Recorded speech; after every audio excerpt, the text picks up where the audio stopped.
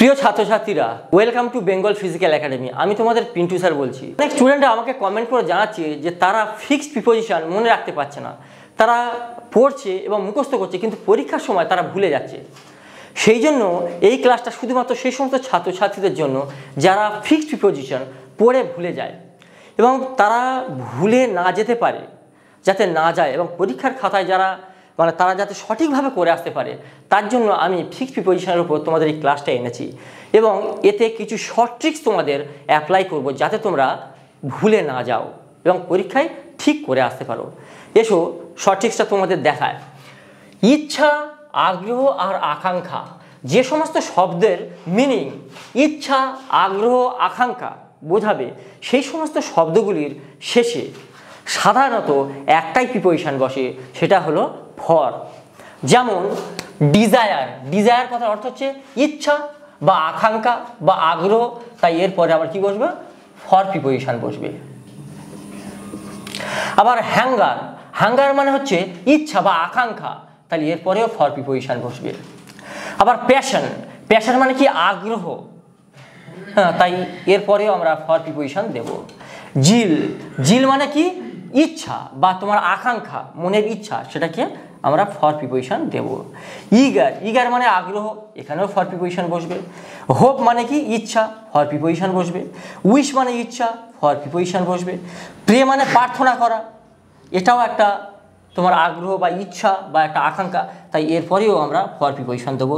Long মানে ইচ্ছা, এরপরেও ফর প্রিপোজিশন দেবো।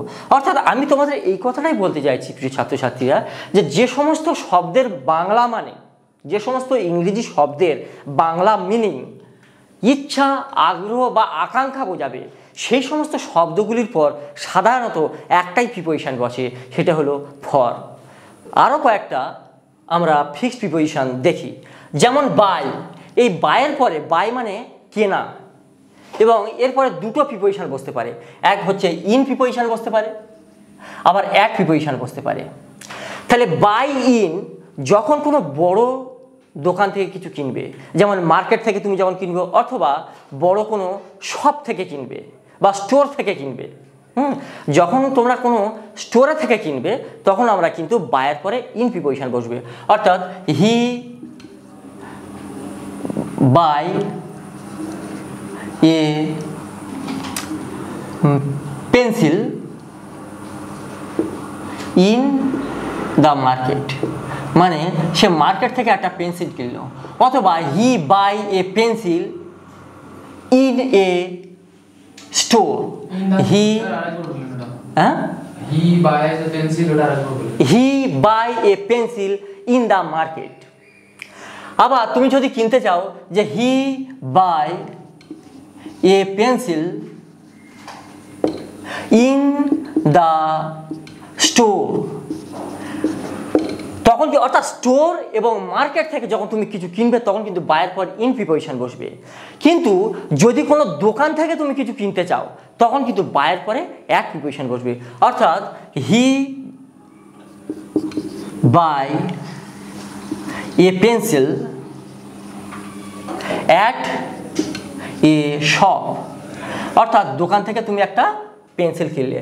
আমি এইটাই তোমাদের বলতে চাইছি যে বায়ের পরে দুটো প্রিপোজিশন বসতে পারে, এক বাই ইন হতে পারে এবং বাই অ্যাড হতে পারে। বায়ের পর ইন কখন বসবো? যখন তুমি কোনো জিনিস মার্কেট থেকে কিনবে অথবা স্টোরে থেকে কিনবে, তখন কিন্তু বায়ের পর ইন প্রিপোজিশন বসবে। এবং যখন কোনো জিনিস তুমি কোনো শপে থেকে কিনবে, দোকান থেকে কিনবে, তখন কিন্তু বায়ের পরে এক প্রিপোজিশন বসবে। আরও কিছু ফিক্সড প্রিপোজিশন করে দেখি। আমরা আরও কিছু ফিক্সড প্রিপোজিশন দেখি। দেখো, ব্লাইন্ড মানে কি? ব্লাইন্ড মানে অন্ধ। ব্লাইন্ডের পরে অফ প্রিপোজিশন বসতে পারে, আবার ইন প্রিপোজিশন বসতে পারে, আবার ব্লাইন্ডের পরে টু প্রিপোজিশনও বসতে পারে। ব্লাইন্ডের পরে অফ অথবা ইন প্রিপোজিশন কখন বসবে? যখন কোনো একটা ব্যক্তি সত্যি সত্যি অন্ধ হয়ে থাকে, তখন আমরা ব্লাইন্ডের পর অফ অথবা ইন ব্যবহার করতে পারি। যেমন this man is blind in অথবা অফ ওয়ান আইস, অর্থাৎ এই ব্যক্তিটা অন্ধ, এক চোখে অন্ধ, অর্থাৎ সে সত্যি সত্যি এক চোখে দেখতে পায় না। তারপরে তখন কিন্তু ব্লাইন্ডের পর ইন প্রিপোজিশন দিতে পারো অথবা অফ প্রিপোজিশন দিতে পারো। অর্থাৎ একটা ব্যক্তি যখন সত্যি সত্যি অন্ধ হবে তখন তারপর দুটো প্রিপোজিশন তুমি বসতে পারো, এক হচ্ছে ইন প্রিপোজিশন বসাতে পারো অথবা অফ প্রিপোজিশন বসতে পারো, দুটো বসালে যে কোনো একটা বসালেই ঠিক হবে। কিন্তু ব্লাইন্ড মানে অন্ধ, এরপরে আর একটা প্রিপোজিশন বসতে পারে, সেটা হচ্ছে টু।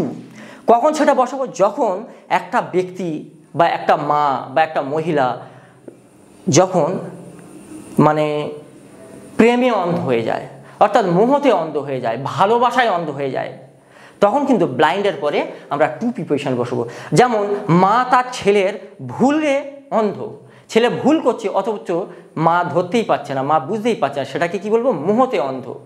তখন কিন্তু ব্লাইন্ডের পরে টু প্রিপোজিশন বসবে। যেমন নো মাদার, একটা example, no mother should B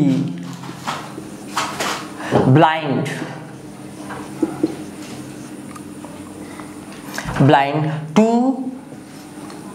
her son।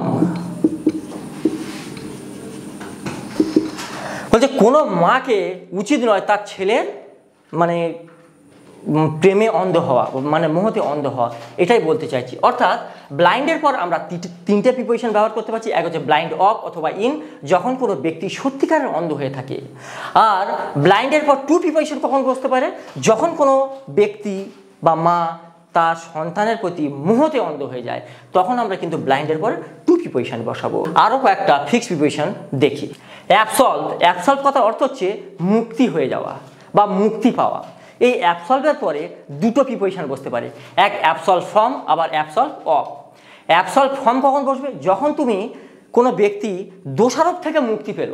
ধরো একটা ব্যক্তিকে কোনো একটা দোষারোপ দিল যে সে এই কাজটা করেছে, কোনো খারাপ কাজ করেছে, তাকে দোষারোপ দিচ্ছে।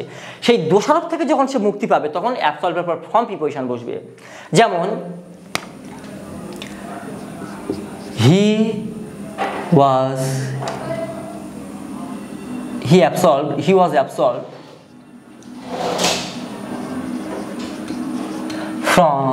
from all charge। অর্থাৎ সে সমস্ত দোষারোপ থেকে মুক্তি পেয়ে গেল। তখন আমরা কি অ্যাবসলভের পরে কি ফ্রম প্রিপোজিশন বসাবো। কিন্তু যদি অ্যাবসলভের পরে অফ প্রিপোজিশন দিই তখন কি পাপ থেকে মুক্তি। হ্যাঁ, যদি কোনো ব্যক্তি ধরো পাপ করছে এবং সেই পাপ থেকে যখন কোনো আমরা রাইটস করে থাকি না, যে অন্ত্যেষ্টিকরণ, যখন কোনো কাজ করে থাকি যে পাপ থেকে মুক্তি পাবো, তখন এই অ্যাবসলভের পরে আমরা অফ প্রিপোজিশনটা বসিয়ে থাকি। তখন হি ওয়াজ অ্যাবসলভড